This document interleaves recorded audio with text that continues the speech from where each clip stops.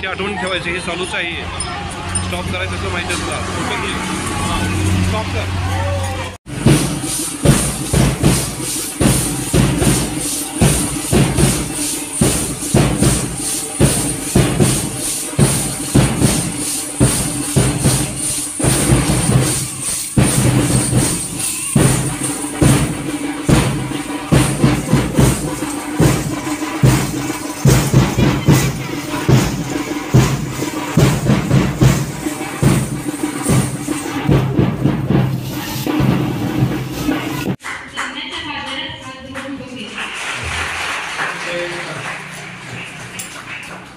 एक कुठल्या तरी खोलीत कपाट होतं, त्या कपाटाला आपण ग्रंथालय सध्या तरी अशी जुनी कपाट होती, त्याला डागडुजी करून घेतली आहे. पुस्तकं येण्याची आम्ही अजून वाट बघतोय.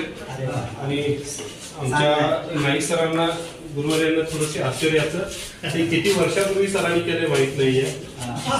अमूल्य ठेवा त्यांनी जपून ठेवलेला वाचू आनंद त्यांच्या शिक्षक म्हणूनच्या कार्यकाळात हे वाचनाचे संस्कार आहे. हे सुद्धा सरांनी गडिंगला मी असताना दिलेलं होतं, तर ते अगदी जेव्हा जपून ठेवलंय आणि उपयोग होतोय त्याचा. श्रावणी सुद्धा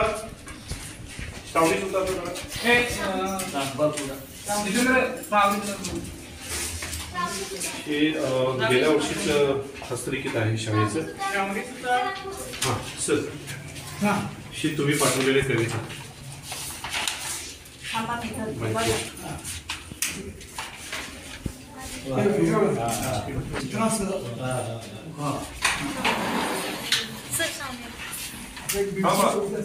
जाते ढपली ढपली सुटत मोडे झाली सैल, हृदय आहे झाड आपल्या रक्तांच्याही पैल. कधीतरी एके दिवशी मीच झाड होईन, पानामधून ओळखीचे जुने गाणे गाईन, पानामधून ओळखीचे जुने गाणे गाईन.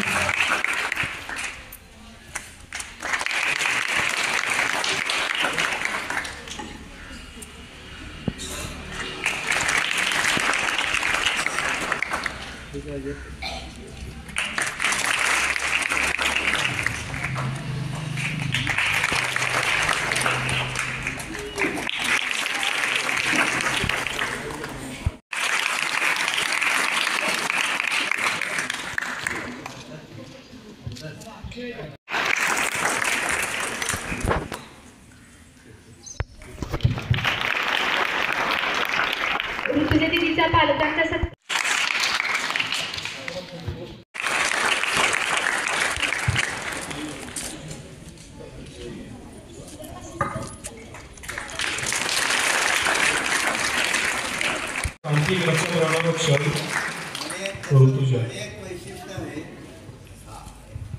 हॅलो.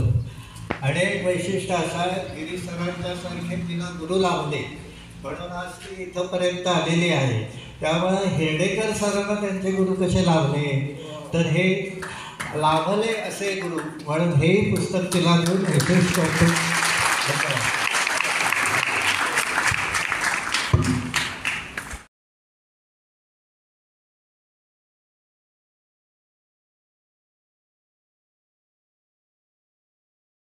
ज्या क्षणाची आपण आतुरतेने वाट पाहत होतो, ऋतुजामध्ये जो उपजत कविता लिहिण्याचा गुण आहे, शाळेमधील प्रत्येक शिक्षकांनी, वसतिगृहातील कस्तुरबा गांधी वसतिगृहातील प्रत्येक गृहप्रमुखांनी, कर्मचाऱ्यांनी, तसेच जिल्हा पातळीवरून आदरणीय जिल्हाधिकारी साहेब, आदरणीय मुख्य कार्यकारी अधिकारी साहेब, आदरणीय शिक्षण अधिकारी मॅडम, आदरणीय देवेंद्र मॅडम, आदरणीय गोसावी सर, गृहप्रमुखा पाटील मॅडम, सुतार मॅडम आणि इथले सगळे सहकारी शिक्षक बंधू भगिनी, या सगळ्यांनी ऋतूच्या पुस्तकासाठी कायम तिला प्रेरणा दिली. म्हणून आज हे पुस्तक काव्यरूपाने तुमच्या समोर प्रकाशित होतंय.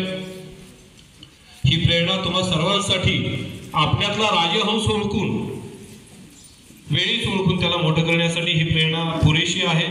तर हा क्षण आपण साठवून ठेवूया.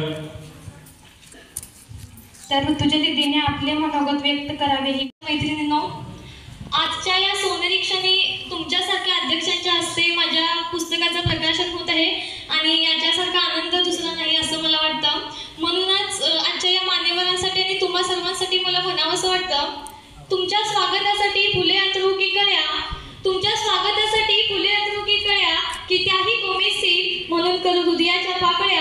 की त्याही कोमेसी म्हणून करू हृदयाच्या पाकळ्या.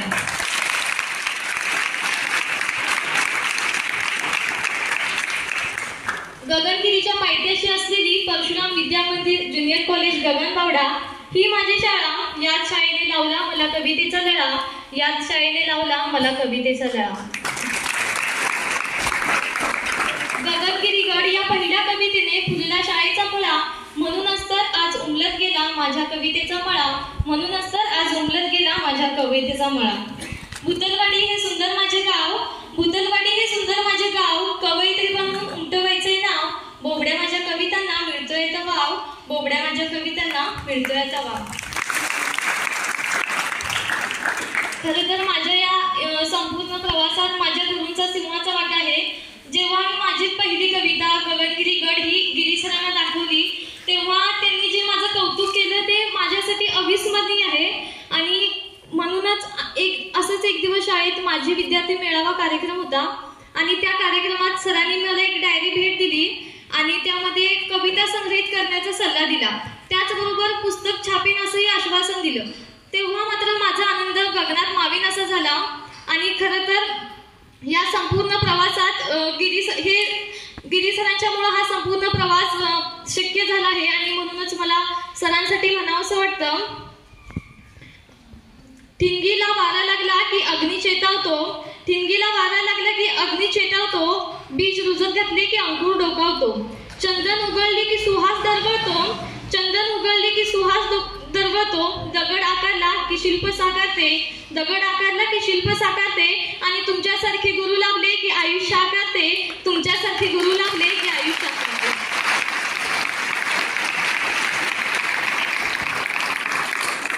त्याचबरोबर या शाळेचे मुख्याध्यापक गोसावी सर यांना आपल्या विद्यार्थ्यांना प्रेरणा मिळावी म्हणून सर नेहमीच धडपडत असतात. जेव्हा जेव्हा शाळेत भेट देण्यासाठी बाहेरून कोणतरी येईल तेव्हा तेव्हा सर मला त्यांच्यासमोर माझी कविता सादर करायला सांगायचे, जेणेकरून मला माझं त्यांच्याकडून कौतुक व्हावं, यातून मला प्रेरणा मिळावी. शाळेतील कार्यक्रम असतील, त्याचबरोबर देवेकर मॅडमांची व्हिजिट असेल, CO साहेब यांनी सुद्धा माझे कौतुक केले. असेच एक दिवस आमच्या शाळेत शिक्षणाधिकारी शेटकर मॅडम या आल्या होत्या. त्यांनी माझ्या डायरीत एक छोटासा शुभेच्छा संदेश दिला आणि खरं तर मला वाटतं हा संदेश मला खूप उपयोगी पडला. म्हणूनच मला म्हणावंसं वाटतं, सागराने ही जितली खोली निहाळावी, सागराने ही जितली खोली निहाळावी आणि आकाशाने जितली अथांगता टिपावी, सागराने जितली खोली निहाळावी आणि आकाशाने जितली अथांगता टिपावी, अशा तेजस व्यक्तिमत्वांची प्रेरणा सदा काळजात घर करून राहावी, अशा तेजस व्यक्तिमत्वांची प्रेरणा सदा काळजात घर करून राहावी. या शाळेतील आयुष्याला पुस्तक समजून पान समजवत गेलात, आयुष्याला पुस्तक समजून पान समजवत गेलात, उत्तमातले उत्तम सारे आमच्यामध्ये रुजवत गेलात, उत्तमातले उत्तम सारे आमच्यामध्ये रुजवत गेलात. सूर बनून तुमचे शब्द आमच्या मुखातून गाणे गातील, सूर बनून तुमचे शब्द आमच्या मुखातून गाणे गातील, तुम्ही लावलेल्या या ज्ञानाच्या रोपट्याला रसाळगुंटी फळे येतील, तुम्ही लावलेल्या या ज्ञानाच्या रोपट्याला रसाळगुंटी फळे येतील. खरं तर तसं बघायला गेलं तर आपला हा गगनबावडा तालुका या म्हणजे सहजासहज मुलींच्या शिक्षणाकडे इतकं पण जास्त कोण लक्ष देत नाही, पण तरीही माझे आई वडील आमच्या शिक्षणासाठी खूप कष्ट करतात, खूप घाम करतात.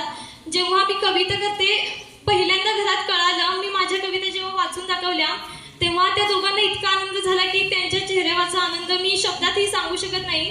म्हणूनच मला म्हणावंसं वाटतं, स्वर्गातही जाऊन आता काय मज मिळवायचे, स्वर्गातही जाऊन आता काय मज मिळवायचे, मिळवले सारेच इथे स्वर्गात जे मिळवायचे. इंद्राने सांगू नको त्या मेंढकान उर्वशा, इंद्राने सांगू नको त्या मेंढकान उर्वशा, कोणा हव्यात विसरून तुमच्या या चहाच्या कपवशा, कोणा हव्यात विसरून तुम्हा या चहाच्या कपवशा. खरं तर माझ्यात असं काहीतरी आहे, माझ्यात मी काहीतरी करू शकते हे म्हणजे मलाच माहीत नव्हतं. एवढा मोठा काव्यवेल नावाचा साज दिलात त्याबद्दल मला असं वाटतं की या शाळेतून या वेलावर अशी अनेक फुले बहरत राहतील. आणि जाता जाता एवढंच म्हणते, व्यासपीठावर जरी मोजके चेहरे दिसत असले, व्यासपीठावर जरी मोजके चेहरे दिसत असले तरी जन्म देणाऱ्या आई वडिलांपासून पाठीवर मुळाक्षरे गिरवाय शिकवणाऱ्या बाईंपासून तो आजचा हा कार्यक्रम सोहळा, या संपूर्ण प्रवासात जे जे मला गुरुवरे लाभले, जे जे ज्ञात अज्ञात शिक्षकांनी मला घडवलं, त्या सर्वांसाठी मी हे पुस्तक अर्पण करते आणि माझी ही लेखणी अशीच अविरतपणे कार्यरत राहील. खरं तर मला तळागाळातल्या विषयांवर लिहायला नक्की आवडेल आणि माझी ही लेखणी अखंडितपणे समाज परिवर्तनासाठी अखंडितपणे कार्यरत राहील अशी मी मान्यवरांसमोर ग्वाही देते आणि माझ्या मनोगताला पूर्णविराम देते. जय हिंद, जय महाराष्ट्र. आवर्जून उपस्थित असलेले आदरणीय आव्हाड साहेब, गिरीबुवा सरांचे मार्गदर्शक आदरणीय नाईक सर, या कार्यक्रमासाठी अजून आवर्जून उपस्थित असलेले पुष्पळ सर, अक्षरदालनचे जोशी काका, ज्यांचा आमचा नेहमीच संपर्क येत असतो, या कार्यक्रमासाठी उपस्थित असलेले ऋतुजाचे आई वडील, या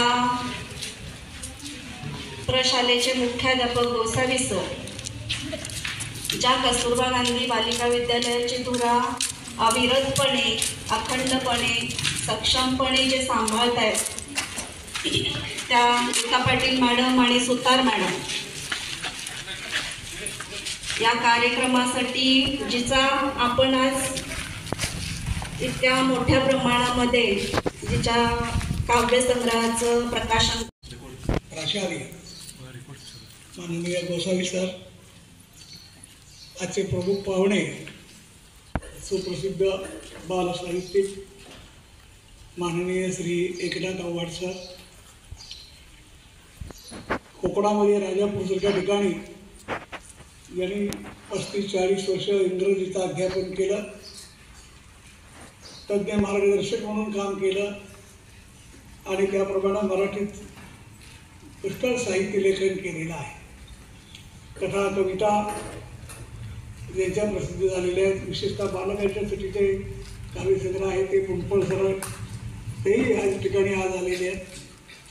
आम्हाला सगळ्यांनाच ज्या गोष्टीची प्रेरणा मिळते, म्हणजे सगळे आम्ही वाचनवेळे लोक आहोत, त्यामुळे आम्हाला नेहमी असं वाटतं काय करावं आपण, तर वाचनालयाचं, शहरात गेल्यानंतर काय करावं, तर पुस्तकाच्या दुकानात, असं जे जे वाचनवेळे लोक आहेत या वाचनवेड्यांना बसून त्या 2 तास काय तुम्हाला जी इच्छा असेल ती आणि तुम्हाला हवं ते पुस्तक घेऊन वाचून मग तुम्हाला ते निवडण्याची संधी कोल्हापूरमध्ये ज्यांनी दिली ते अक्षरदालनचे आमचे मित्र रवींद्रनाथ जोशी. बरोबर आहे सर. हां, वही आणून त्यांनी दाखवली ती. मग बाकीचे संस्कार जे आहेत त्याच्यावरचे ते माझ्या मुलांनी केले आणि हे पुस्तक ह्याला आलं, प्रकाशित झालं. त्याचा ऋतुजाला त्याबद्दल माझ्या खूप खूप शुभेच्छा पण आहेत.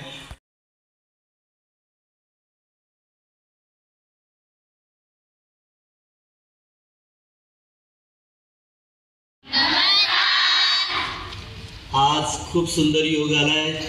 एवढ्या लांब एक कोल्हापूरमधली सुद्धा 50-60 किलोमीटर अंतर नसं, 60 किलोमीटर अंतरावर असलेल्या का गगनबावडा या परिसरातल्या या परशुराम विद्यालयातल्या तुम्हा विद्यार्थ्यांशी संवाद साधण्याची संधी आज नाईक सर असतील, आमचे मित्र सदानंद कुंडपाळ सर असतील आणि ज्यांनी एक ध्येय उराशी घेऊन तुमच्या आयुष्याची आनंदाची बाग फुलवावी, तुम्हाला तुमच्या ज्ञानात भर घालावी आणि तुमचं व्यक्तिमत्व सुसंपन्न करावं असं जीवापाड हे ध्येय उराशी बाळगून त्या ध्येयाप्रती प्रयत्नशील असणारे तुमचे दिगंबर गिरीबुवा सर असतील आणि या सगळ्यांच्या प्रयत्नांना आपण प्रतिसाद द्यावा. कारण मी मुळात एक शिक्षक आहे मुलांना, लेखक नंतर आहे, मुळात एक शिक्षक आहे. जिथे मुलं असतील त्या मुलांशी कवितेच्या माध्यमातून, गोष्टीच्या माध्यमातून संवाद साधण्यासाठी मी नेहमीच तत्पर असतो. आणि आज तर खूप सुंदर योग आला आहे की तुमच्यातलीच एक विद्यार्थिनी, तुमच्यातलीच एक सखी, तुमच्यातलीच एक मुलगी की जिने काव्यवेल नावाचं ऋतुजा सखाराम बर्गे, तिच्या वडिलांचं नाव सुद्धा तिने मध्ये लिहिलंय बरं का, ऋतुजा सखाराम बर्गे या मुलीचं काव्यवेल नावाचं पुस्तक, कवितांचं पुस्तक आज आमच्या सगळ्यांच्या हस्ते प्रकाशित झालं. याचा खूप आनंद आहे. की एक वाचणारी मुलगी आता लिहिती झाली आहे आणि तिने तिच्या मनोगतातून सांगितलं की ती थांबणार नाही, लिहित राहणार आहे. आणि नुसतं मनोरंजनाचं लिहिणार नाही तर काही समाजाचे प्रश्न, वंचितांचे प्रश्न तिच्या कवितेतून मांडणार आहे. या मुलीसाठी आपण एकदा जोरदार ऋतुजासाठी टाळ्या. सकाळीच जेव्हा मी कोल्हापूर स्टेशनमधून बाहेर पडलो आणि गिरी सर भेटले आणि त्यांनी मला पहिल्यांदा दिलं असेल तर ऋतुजाचं पुस्तक दिलं आणि मी अगदी उत्सुकतेने त्यातल्या कविता वाचल्या, चाळल्या आणि माझे डोळे लकाकले. कारण ऋतुजामधला जो काव्यगुण आहे ना, जी प्रतिभा आहे कवितेची, ती आनंदित करणारी आहे.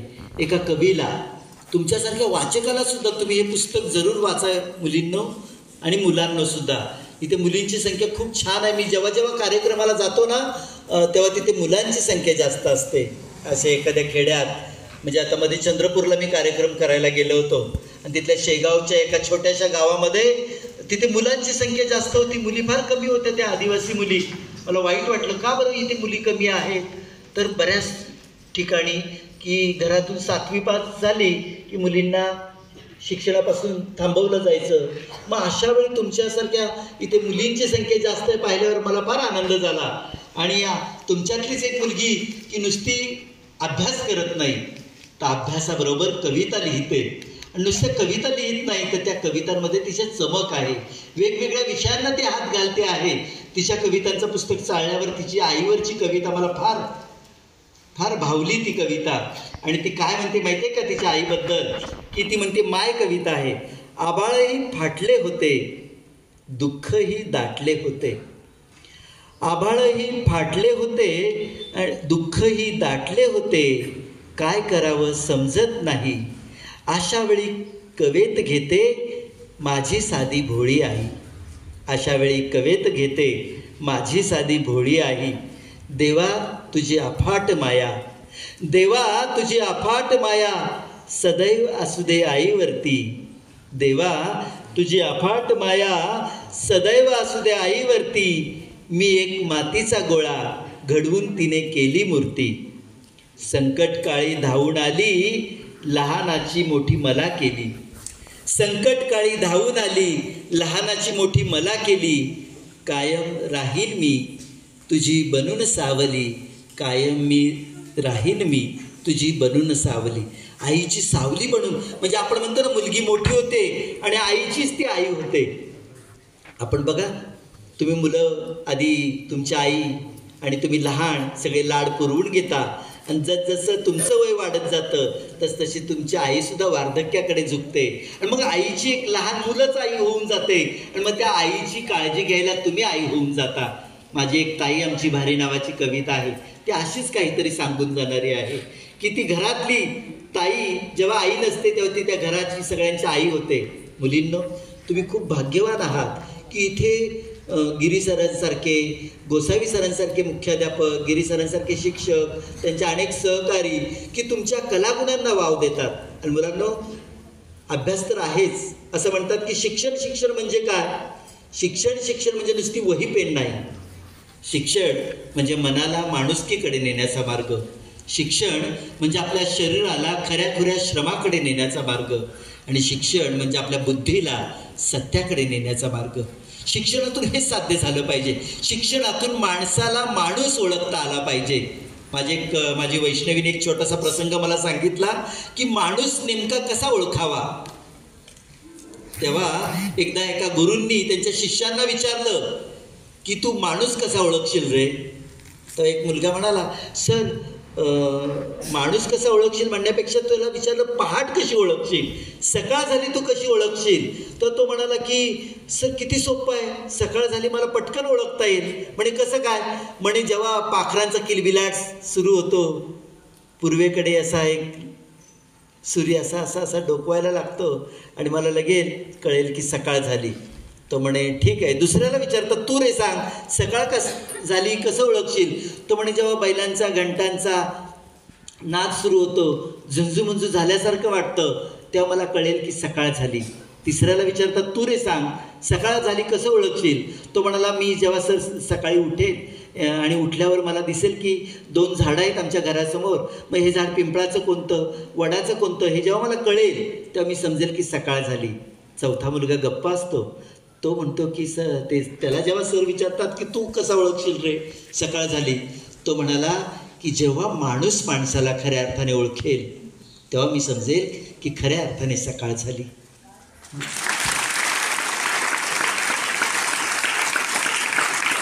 आणि मुलांना आपल्या शिक्षणाचं तेच खरं उद्दिष्ट आहे. माणसाने माणसाशी माणसासारखं वागलं पाहिजे, माणूस म्हणून जगलं पाहिजे. आपण अनेक जाती धर्माचे लेबल लावून फिरतो आहोत. तुमची जात कोणती, माझी जात कोणती, माझा धर्म कोणता, यांचा धर्म कोणता. आमच्या मुंबई महानगरपालिकेच्या शाळेत तर अनेक धर्मांची मुलं, अगदी मुस्लिम बांधव, भय्ये मुलं की ज्यांची मातृभाषा वेगळी आहे, काही वडारी मुलं, पण आम्ही सगळे मुलं जेव्हा एकत्र एखादं समूहगान स्पर्धेमध्ये भाग घेतात तर ते एक होऊन जातात. त्यांचा धर्म, त्यांची जात गळून जाते. आणि जेव्हा असं होऊन जाईल मुलांना की आपला धर्म कोणता तर माणूस, आपली जात कोणती तर मानवता, असं जेव्हा ह्या शिक्षणातून खऱ्या अर्थाने साध्य होईल तेव्हा खऱ्या अर्थाने ते शिक्षण तुम्हाला मिळालं असं मला वाटेल. मुलांना माझी ओळख करून दिली की मी लेखक आहे, कवी आहे, पण खरं सांगू का, मुळात मी पहिल्यांदा शिक्षक आहे. आणि मी शिक्षक होतो म्हणून माझ्यातला कवी लिहिता झाला, म्हणून माझ्यातला लेखक लिहिता झाला. आणि माझं हे लिहितं पण कुणी जागं ठेवलं असेल तर सुरुवातीला माझ्या वर्गातल्या मुलांनी, मग नंतर तुमच्यासारख्या मुलांनी. पण जेव्हा जेव्हा माझ्या कविता गोष्टी घेऊन मी महाराष्ट्रभर फिरतो, अनेक मुलं मला भेटतात, अनेक सुनसुनीत मुलं म्हणतात की सर तुमची गोष्ट मस्त होती, खूप भारी होती, उद्यासुद्धा सांगायला याल का आम्हाला गोष्ट, उद्यासुद्धा म्हणायला याल का आमच्या पुढे कविता.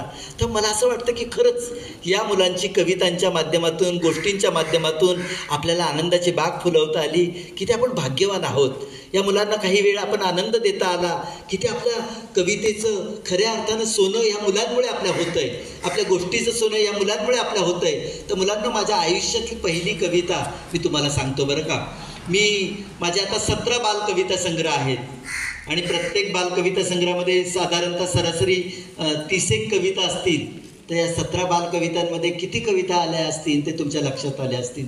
आणि त्यातल्या अनेक कविता मी फाडून सुद्धा टाकल्या, कारण ज्या कविता मला वाटतात की अरे ही कविता परिपूर्ण नाही आहे, मुलांपर्यंत ते यायला नको, त्या कविता मी फाडून टाकल्या. अशा कितीतरी कविता फाडून टाकल्या.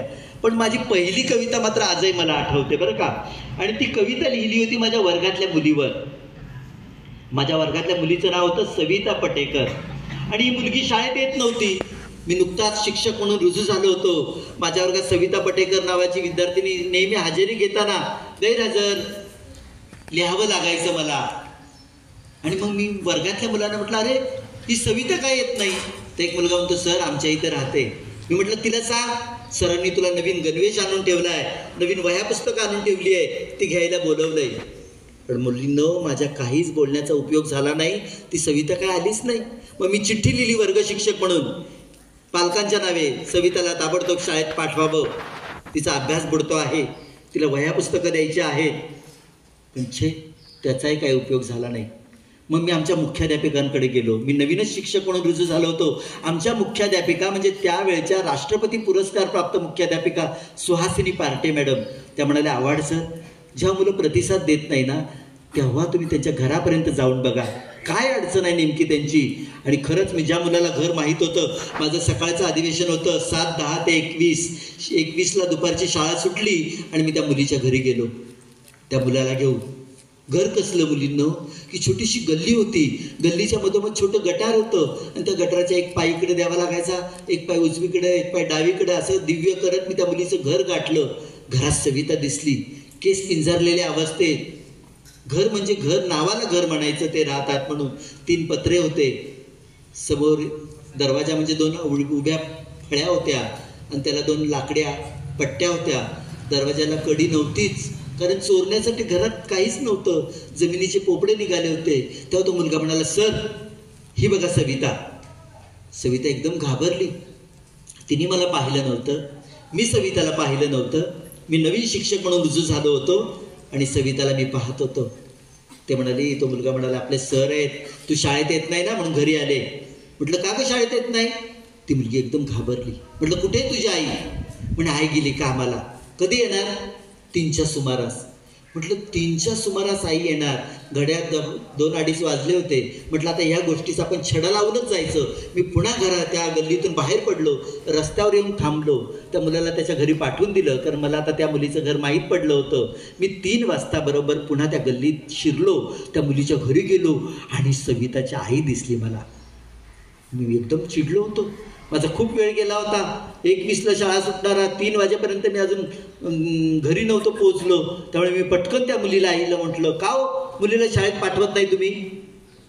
त्या आईचा स्वर एकदम खाली आला. म्हणे काय करू साहेब, मी सकाळी लवकर उठते, स्वयंपाक पाणी करते, सविताला उठवते, मग तिने नको का शाळेत यायला, आणि मी सकाळी लवकर घराबाहेर पडते.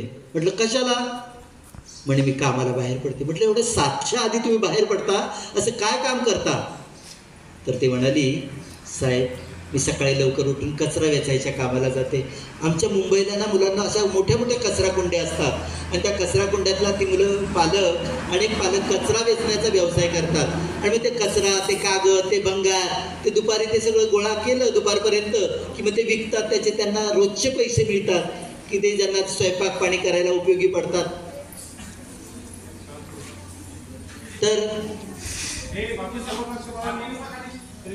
तर मुलांना मी सांगत होतो की अशा पद्धतीने ती आईने सांगितली कहाणी. म्हटलं हिचे वडील कुठे आहेत? पण हिचे वडील वारले. हिला मी आणि मलाही, आम्ही दोघीच एकमेकींना आधार, असं म्हटल्यावर मला फार वाईट वाटलं. म्हटलं काहीही करा पण तिला शाळेत आणा. आणि दुसऱ्या दिवशी ती बाई कामाला न जाता मुलीला ओढत शाळेत घेऊन आली आणि पुन्हा आपल्या भरलेल्या डोळ्याने कहाणी सांगितली. मुलींनो, मला तो दिवस खूप अस्वस्थित गेला माझा. मी घरी गेलो, ते सगळं शब्दबद्ध केलं आणि मी आयुष्यातली पहिली कविता लिहिली माझ्या वर्गातल्या मुलीवर. त्या मुलीचं नाव सविता पटेकर, सतत गैरहजर. ऐकायची कविता तुम्हाला? ताट बसा बघूया. आता तुमचे कलेक्टर साहेब सुद्धा येणार आहे, तर जास्त गडबड न करता आपण ही कविता पूर्ण करूया. हा, तर कवितेचं शीर्षक आहे सविता पटेकर, सतत गैरहजर. शाळेत आली आई आपल्या मुलीला घेऊन. शाळेत आली आई आपल्या मुलीला घेऊन. काकुळतीला येऊन म्हणाली, यापुढे नाही राहायची घरी मास्तर, वर्गात घ्यायला ठेवून. काकुळतीला येऊन म्हणाली, यापुढे नाही राहायची घरी मास्तर, वर्गात घ्यायला ठेवून. मुलीचं नाव सविता पटेकर, वर्गात सतत गैरहजर. आई म्हणाली, रोज ही घरी त्रास देते, रोज ही घरी त्रास देते आणि खायला प्यायला चांगलं मागते, आणि या त्या कारणावरून माझ्याशी रुसते. हिच्यासाठी काय काय करू, कुणाकुणाचे पाय धरू, 4 घरची धुनबंडी सुद्धा करते. त्या पोरीसाठी मरमर मरते. नवरा माझा गेला मरून. आईचं बोलणं पोट तिडकीनं, पोरगी मात्र ढिम्म. नाव तिचं सविता पटेकर, वर्गात सतत गैरहजर. मी मुलीला म्हणालो, का ग शाळेत येत नाहीस? खरं सांग, मी तुला मारणार नाही. मी मुलीला म्हणालो, का ग शाळेत येत नाहीस? खरं सांग, मी तुला मारणार नाही. पण मुलगी काहीच बोलेना, मुलगी काहीच बोलेना. आईला आला राग. आईनं तिच्या गालफडात मारलं आणि मुलीने आईकडं रागानं पाहिलं.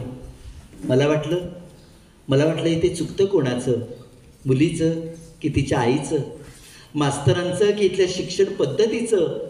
मीही काहीसा निरुत्तर. सविता पटेकर, वर्गात सतत गैरहजर. मनापासून ठरवलं हिची समस्या शोधून काढावी. मनापासून ठरवलं हिची समस्या शोधून काढावी. अभ्यासाची पुस्तकं आणून तिला द्यावी. या लहानशा जीवाला आता आपण समजून घेऊ. या लहानशा जीवाला आता आपण समजून घेऊ. आपल्यातला अर्धा डब्बा रोज तिला देऊ. मनाशी सारं ठरवून एक एक विषय घेतला.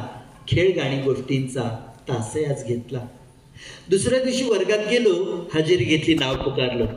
दुसऱ्या दिवशी वर्गात गेलो, हजेरी घेतली, नाव पुकारलं, सविता पटेकर. पण मुलं म्हणाली गैरहजर. माझं मन सुन्न झालं. कालचा दिवस आठवला. बॅगेतल्या डब्याकडे लक्ष गेलं. टेबलावर तिच्यासाठी पुस्तकं होती. या पुस्तकात तिचं आता कसं शोधू उत्तर? या पुस्तकात तिचं आता कसं शोधू उत्तर? तेवढ्यात दारातून कवळे शब्द आले, सर वर्गात येऊ? दाराकडं पाहिलं तर दारात सविता उभी, शाळेच्या गणवेशात 2 घट्ट वेण्या घालून. माझं मन फुललं. वर्गातली मुलं एका सुरात म्हणाली, सर सविता हजर, सर सविता हजर, सर सविता हजर.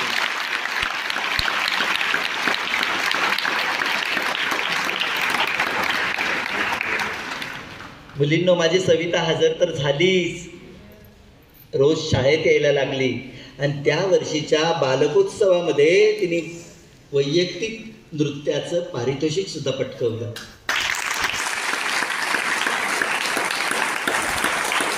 आणि सविताने खऱ्या अर्थाने माझ्या कवितेला एक सुरुवात सुद्धा करून दिली. मी जीवन शिक्षणमध्ये एक लेख लिहिला होता. माझ्या लेखनाचे खरे प्रेरणास्रोत तुम्ही मुलं आहात मुलांनो. आणि आज ऋतुजाने किती सुंदर कविता संग्रह लिहिला आहे. ऋतुजाचे सुद्धा प्रेरणास्रोत तुम्ही असाल, तुमचे शिक्षक असतील. आणि ऋतुजामध्ये किती रुजुता आहे तिच्या बोलण्यात. तिचं तर भाषण होतं तर ते नुसतं एक कवितेचा प्रवाहच सुरू झाला होता असं मला वाटत होतं. आणि हे पुस्तक अतिशय उत्तम असं आपल्या जोशी सरांनी अक्षरदालनने प्रसिद्ध केलेलं आहे. एकदा अक्षरदालनसाठी सुद्धा आपण जोरदार टाळ्या वाजवूया.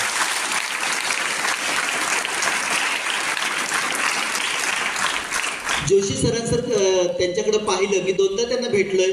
एकदा मागे त्यांच्या अक्षरदालनमध्ये, तर आता आज दिवसभर आमच्या गप्पा सुरू होत्या, सहवास त्यांचा घडला. जोशी सरांसारखं त्यांच्याकडे पाहिलं की एक लक्षात येतं की पुस्तकाचा सहवास ज्या माणसांना घडतो ते किती विनयशील असतात, त्यांच्यामध्ये किती रुजुता असते, ते किती सगळ्यांना सामावून घेणारं बोलत असतात. आणि हे जोशी सरांकडे पाहिलं की त्याचं अगदी प्रचिती येते. जोशी सर, तुम्ही एका मुलीचं काव्यवेल इतक्या सुंदरपणे बहरून ठेवलेलं आहे, त्याबद्दल तुमचे मनापासून धन्यवाद. असं म्हणतात, इवलेसे रोप लाविले द्वारी आणि त्याचा वेलू गेला गगनावरी. ह्या मुलीचा वेलू नक्की गगनावरी जाणार आहे, कारण तिच्या कवितेमध्ये चमक आहे, तिच्या कवितेत काव्यगुण आहे. आपण कविता वाचतो त्या अनेकदा पद्यच असतात, त्याच्यातला कवितातला काव्यगुण काही लक्षातच येत नाही, पण तिने तो बरोबर शेवटच्या कडव्यामध्ये तो काव्यगुण आपल्याला दिसून येतो. अशी ही ऋतुजा, तुझ्या कवितेच्या प्रवासाला खूप खूप शुभेच्छा. पण कवितेचाच नुसता प्रवास करू नको, तर गद्याचा एक कथा लिही, चरित्र लिही, ज्याच्यात तुला गोडी वाटेल ते लिहित राहा आणि तुझ्या गुरूंना, प्रकाशकांना दाखवत राहते. मला वाटतं हे पुस्तक तू जर हे आत्ताची साल जर याला घातलं असतं तर याला नक्की राज्य पुरस्कार सुद्धा मिळाला असता असं मला ह्या कविता वाचताना मनापासून वाटतं. कारण का, आम्ही 2 वर्षापूर्वी पाहिलं की एका छोट्याशा गौतमच्या कविता एका छोट्या मुलाला राज्य सरकारचा उत्कृष्ट बालकवितेचा पुरस्कार मिळाला होता. आणि त्याच्या आधीसुद्धा एका मुलीला तिने रोज तिच्या शाळेत घडलेल्या घटना ती लिहित होती वहीमध्ये. आणि तिच्या शिक्षकाने ती वही पाहिली आणि म्हणाले याचं छान पुस्तक होईल. आणि तिच्या त्या रोजनिशी नावाचं पुस्तक त्या मुलीचं प्रकाशित झालं आणि ते पुस्तकाला सुद्धा उत्कृष्ट वाङ्मयाचा राज्य पुरस्कार मिळाला. पण आपण पुरस्कारासाठी लिहूच नाही. त्यामुळे हा जेव्हा वाचकांचा तिला मोठा पुरस्कार मिळेल ना, की किती छान कविता लिहिल्यात ऋतुजाने, तो खरा पुरस्कार असतो. जेव्हा मला माझ्या एका दिवाळी अंकातली कविता इकडे गडचिरोलीतल्या एका जिल्हा परिषदच्या शाळेत पोहोचली आणि तेव्हा तिथल्या एका मुलाने, 4थीच्या मुलाने मला पत्र पाठवलं होतं की सर तुमची कविता खूप मला आवडली, नवीन वर्ष सुरू झालं आहे आणि नवीन वर्षाची तुम्हाला काहीतरी भेट द्यायची आहे, पण तुम्हाला भेट देण्यासाठी माझ्याकडे काहीच नाही, पण मी वहीच्या पानात जपून ठेवलेलं मोराचं पीस मी तुम्हाला नवीन वर्षाची भेट म्हणून पाठवतो. मी खरंच मुलांना त्याच्या पत्रासोबत त्याचं मोराचं पीस जे त्याने जीवापाड जपलं होतं ते त्याला मला द्यावंसं वाटलं. किती मोठी भावना आहे. मुलांचं प्रेम असंच असतं, निखळ, निर्मळ, जे आहे ते अगदी मन भरून समोरच्याला द्यायचं. मग ती त्या प्रतिसाद असेल, ती उत्स्फूर्त दाद असेल, ती खळखळून ती दाद द्यायची, असं ती मुलं असतात. आणि त्या मुलाचं ते पत्रासोबत ते मोराचं पीस माझ्यापर्यंत पोहोचतं. मी जेव्हा ते मोराचं पीस माझ्या तळहातावर फिरवतो तेव्हा त्या मुलाला मला नकळत भेटून आल्याचा भास झाला, माझे डोळे भरून आले. तर मला वाटतं हा माझ्यासाठी खूप मोठा पुरस्कार आहे ते मोराचं पीस. मी अजूनही ते मोराचं पीस, ते पत्र जपून ठेवलेलं आहे एका पुरस्कारा इतकंच. उलट पुरस्कार आपण काय करतो, कपाटात काचेच्या कपाटात ठेवून देतो. तो पुरस्कार ही एक प्रेरणा असते. मग तो पुरस्कार वेगवेगळ्या प्रकारचा असू शकतो मुलांना. आता तुम्ही स्पर्धेमध्ये भाग घेता, तुम्हाला बक्षीस मिळतं, पण काही मुलं अपयशी सुद्धा होतात. पण ते मग थांबतात का रे? असं म्हणतात, थांबला तो संपला. थांबायचं नसतं.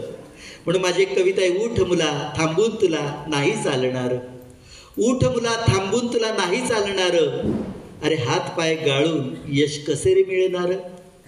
ठेचाळून पडला जरी जो येतो वाटेवर, ठेचाळून पडला जरी जो येतो वाटेवर, मग त्याच्यासाठी नव्या वाटा होतात हजर. ध्यानात ठेव संकटात नाही रडून चालत, ध्यानात ठेव संकटात नाही रडून चालत, धाडसाच्या मागे यश येत असे धावत. या जगी नाही बरं काहीच अशक्य, या जगी नाही बरं काहीच अशक्य, वाळवंटी नंदनवन फुलवणे सुद्धा शक्य. केल्याने होत आहे याचे राहू दे रे भान, केल्याने होत आहे याचे राहू दे रे भान, यश हे चिकाटीला चिकटलेले जाण. श्रमाची बांधून पूजा कर प्रयत्न सत्वर, श्रमाची बांधून पूजा कर प्रयत्न सत्वर, मग निराशेच्या काळोखाला दे लखलखते उत्तर, निराशेच्या काळोखाला दे लखलखते उत्तर. मुलींनो, आपल्या भोवती आलेल्या निराशेच्या काळोखाला जर लखलखते उत्तर द्यायचं असेल तर श्रमाशिवाय पर्याय नाही, प्रयत्नाशिवाय पर्याय नाही. म्हणून मी अनेकदा सांगतो की नशीब आपलं दार एकदा तरी ठोठावून जातं, नशीब आपलं दार एकदा तरी ठोठावून जातं, आत येऊन प्रयत्न पाहून यशाचं माप ठरवून जातं. म्हणजे नशीबसुद्धा झुकतं माप कुणाला देतं? प्रयत्नाला देतं, की प्रयत्न करत राहा, नशीब तुमच्या बाजूने नक्की एक दिवस येणार आहे. म्हणून यश हे चिकाटीला चिकटलेलं असतं, हे लक्षात ठेवा मुलांना.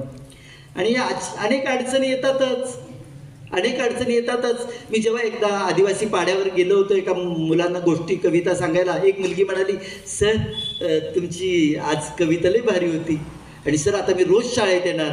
म्हटलं का गं तू शाळेत येत नव्हती का रोज? मग नाही सर, मला लहान भावाला सांभाळावं लागतंय, आई दिवसभर कामाला जाते, घरात दुसरं कोण नसतं, मग घरचे सगळा स्वयंपाक पाणी माझ्यावरच पडतो. पण आता सर मी ना रोज शाळेत येणार आहे.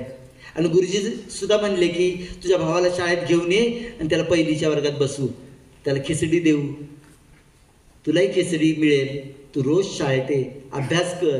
आणि सर आता तुमच्या कविता गाणी मला खूप आवडली, मी रोज शाळेत येणार. मला खूप आनंद झाला. आणि परतीच्या प्रवासात मी कविता लिहिली. ती कविता अशी होती, बाळांनो, आय मी रोज शाळेत जाईन, शाळा शिकीन, बुक वाचीन, परशाला सांभाळून घरचं काम बी करीन, पण मी रोज शाळेत जाईन. आय पोटासाठी तुझी वणवण ठाव आहे मला, आय पोटासाठी तुझी वणवण ठाव आहे मला, एका घोट्यासाठी बी आराम नाही मिळत तुला. पण आय तू घरची नग काळजी करू, मी समद पायीन, तू घरची नग काळजी करू, मी समद पायीन, पण आय मी रोज शाळेत जाईन. ती मुलगी म्हणते, आय गुरुजी जाऊ म्हणलं तुला चांगलं डोकं आहे, तेव्हापासून माझा जीव बघ हरकून गेलाय. काय म्हणते मुलगी? गुरुजी जाऊ म्हणलं तुला चांगलं डोकं आहे, तेव्हापासून माझा जीव बघ हरकून गेलाय. आय दिसभर काम करून रातच्याला दिव्याखाली वाचीन, दिसभर काम करून रातच्याला दिव्याखाली वाचीन, पण आय मी रोज शाळेत जाईन. ती मुलगी म्हणते, आय शाळा म्हणजे माणसाचा तिसरा डोळा आहे, आय शाळा म्हणजे माणसाचा तिसरा डोळा आहे, पण तुला खरं सांगू का, आपल्यासाठी भाकरीचा तो गोळा आहे.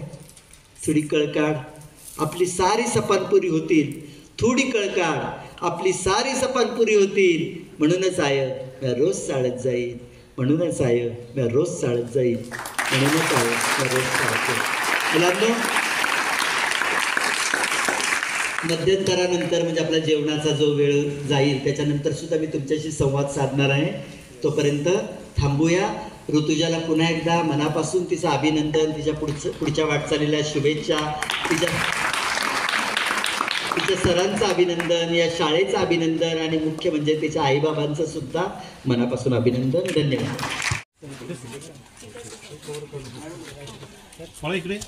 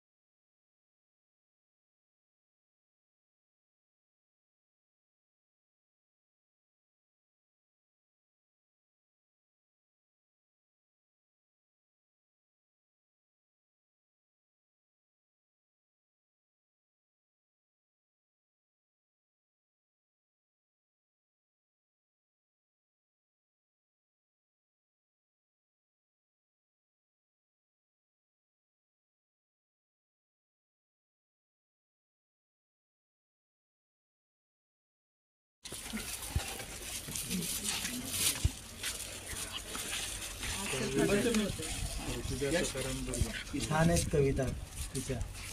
स्वतः लेखकांनी वाचलेत आता आवडतं ते मोबाईल आले. नाही, ठीक आहे, ठीक आहे.